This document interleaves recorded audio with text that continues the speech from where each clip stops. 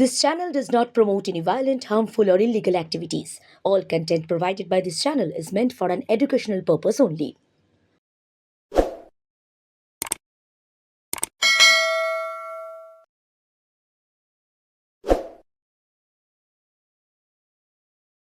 নমস্কার, বিশ্ব বাংলা সংবাদ প্লাসে আপনাদেরকে স্বাগত। আমি অভিজিৎ। প্রতিকুর রহমান, রাজনীতির নতুন বিতর্ক, রাজনীতির ময়দানে দল বদলুদের দলে নাম লেখাতে চলেছে প্রতিকুর রহমান, সিপিএম এর রাজ্য কমিটির সদস্য,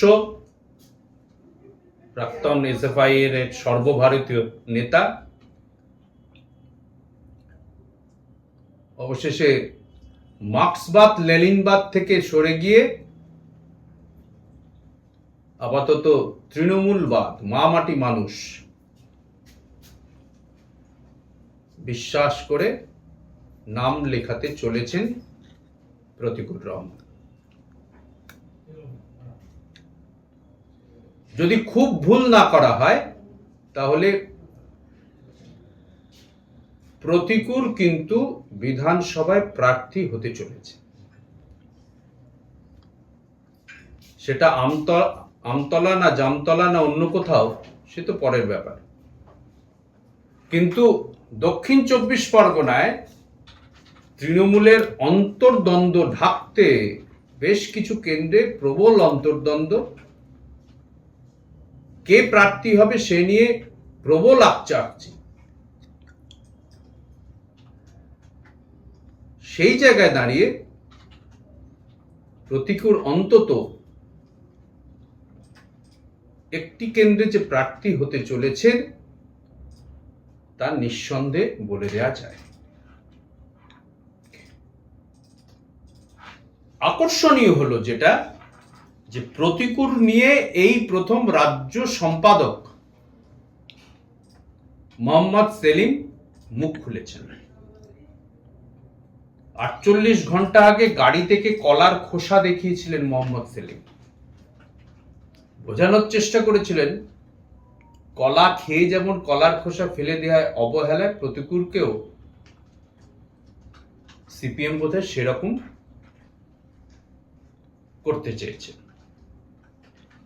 সমস্যা হলো সিপিএম এর 34 বছরের রাজত্ব চলে গিয়েছে, কিন্তু ঔদ্ধত্যটা একই রকম রয়ে গিয়েছে। 236 আসন পাওয়ার পর বুদ্ধদেব ভট্টাচার্য বলেছিলেন সিঙ্গুরের সময়, বলেছিলেন ওরা 36 আমরা 236, অর্থাৎ আমি 236 আসন নিয়ে ওদের কেন পরোয়া করব। ঔদ্ধত্য।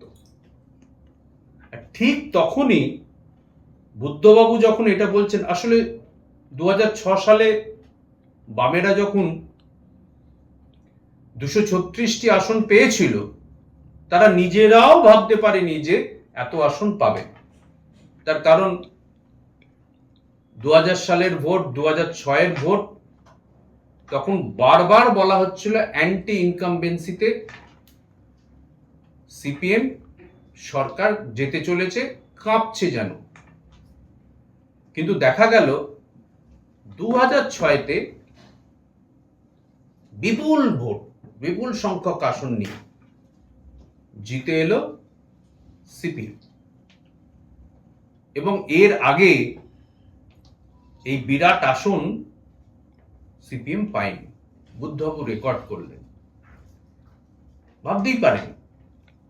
সবাই ভাবলো বুদ্ধবাবুর জন্যই, বুদ্ধবাবুর মুখের জন্যই সিপিএম আরো এগিয়ে চলেছে, এই সমস্ত কারণের জন্যই এই আসন, এই বিরাট জয়। সেই সময় দলের কেউ কেউ বলেছিলেন যে দল কেন এত আসন পেলাম সেই ইঙ্গিতটা ধরতে পারে না সে দল আগামী দিনে এটাও বলতে পারবে না, সেই দল আগামী দিনে এটাও বলতে পারবে না যে আগামী দিনে দল কম আসন পাবে না বেশি আসন পাবে, অর্থাৎ সে যে ক্ষমতা থেকে চলে যাবে। খুব বাস্তব কথা বলেছিলেন।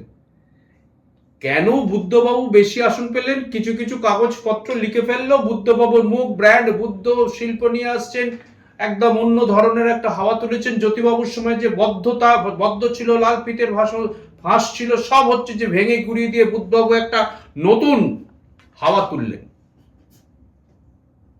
সবাই বলতে ব্যাখ্যা করতে আরম্ভ করলেন, কিন্তু এই ব্যাখ্যাটা কেউ দিতে পারেননি সেই সময়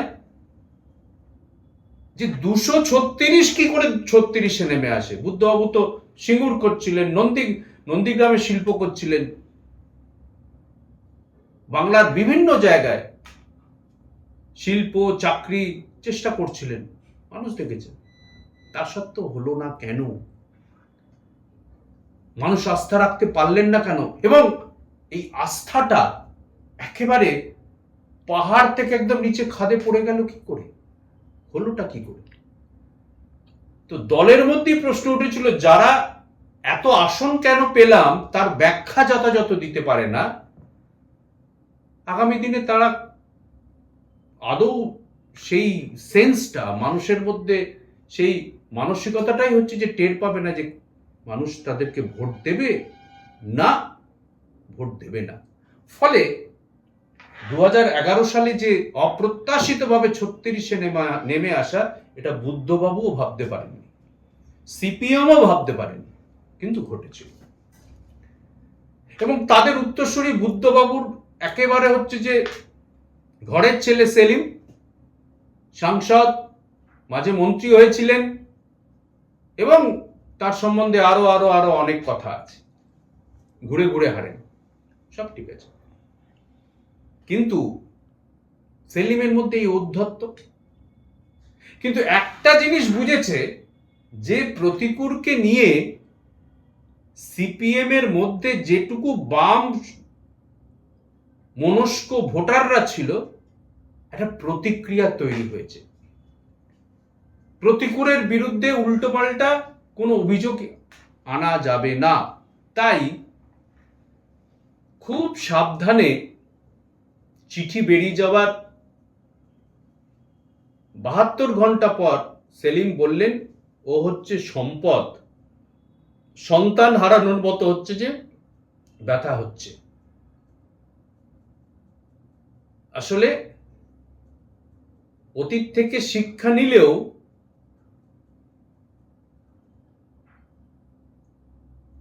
লাভ কিছু হয়নি।